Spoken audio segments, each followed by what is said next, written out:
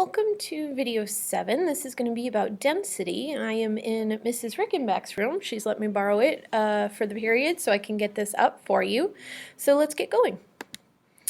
So I'm going to have you watch a quick YouTube clip and then you guys are going to come back and we'll take some notes. Density. How much mass is packed into a certain volume? It's like this. My car has volume, right? It takes up space. When it's tightly packed full of kids, we can say it has high density. But when the same space is empty, we can say it has lower density. Think of these orange dots as matter. Here they are packed very tightly together, so there is very little space between them. This matter is very dense. But here they are spread out, so that there is much more space between them. This matter is less dense. All matter has density. It just depends on how much mass is packed into the space it takes up. The more tightly packed, the greater the density. Sometimes it's easy to see differences in density. Let me show you what I mean. Here I have some oil and some vinegar. I'm going to pour some of both into 2 bottles.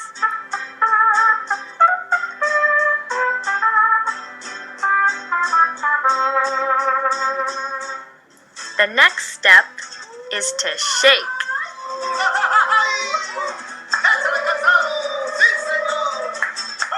Now you might think that the oil and vinegar are all mixed up, and they are. But watch closely as they settle down, and you'll see that the oil rises to the top and the vinegar sinks to the bottom. Can you guess why? It's because of density. The oil is less dense than the vinegar. And there's a rule about density. It says that less dense liquids rise above more dense liquids. That's why the oil floats above the vinegar.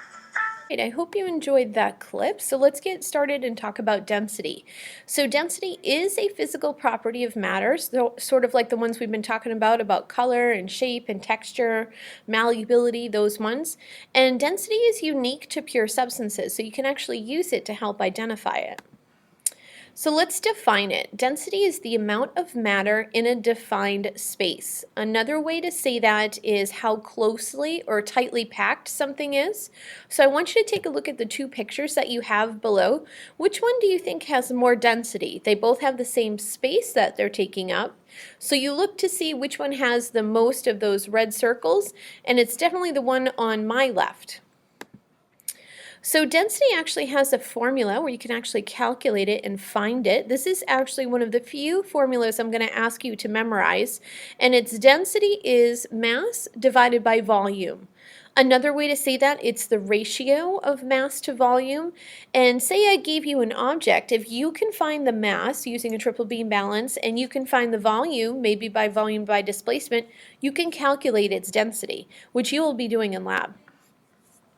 So remember I said at the beginning of here is that density is a very unique property. So if you have a pure substance, so not a mixture made up of a bunch of things, but if you have a pure substance and you can calculate its density, excuse me, you can find out what it is. So to tell if something can float or sink, of course you can always just try it in water, but if you actually wanted to just calculate it out, you compare it to the density of water.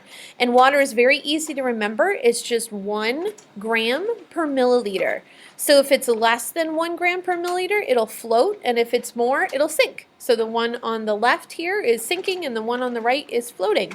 So you would know something about the densities of those 2 objects just by looking at it. So the other cool thing you can do with density, and I'll set up a demo for you in class so you can see this, is density, because everything has a different number, you can actually layer it on top of one another. So if you look at the picture here, honey on the way bottom has the highest density because it's at the bottom, where lamp oil actually has the least and it's on the top. So this is very tricky, so listen closely. Density stays the same no matter what you do to it. So if you have a large amount of wood, that density is going to be the same amount as if you had a teeny weeny piece of wood. And why is that? Well, that's because your mass to volume is what makes your density. So if you change the space and the mass, that ratio is still going to be the same. So a good way to remember this is if you think of a candy bar, I think this is a Milky Way you see here. If you took the density as it was when you got it, and then you cut it in half, took the measurement, you did the mass and the volume again, the density is going to be the same. What if you chopped it up again into an even smaller piece? The density is going to stay the same no matter what you do because it's that ratio of mass to volume. So you guys are going to be doing for me the Kneecap Lab that we did last year. Now it's going to look very intimidating to you. It's going to have a big inquiry booklet. It's going to have a big answer booklet. It's going to look very thick. And believe it or not, there's actually only 8 questions, even though it looks like there's a lot more in there. So don't get intimidated by the paper. The directions will be in there. You'll be using things like this. These were the actual ones that we used. You're going to be finding out the density of a gold coin during a shipwreck. And then you'll be using a different type of balance than what you're used to, but you'll be able to figure it out. So make sure you answer everything as best you can, back it up with evidence, and make sure you read all the directions carefully.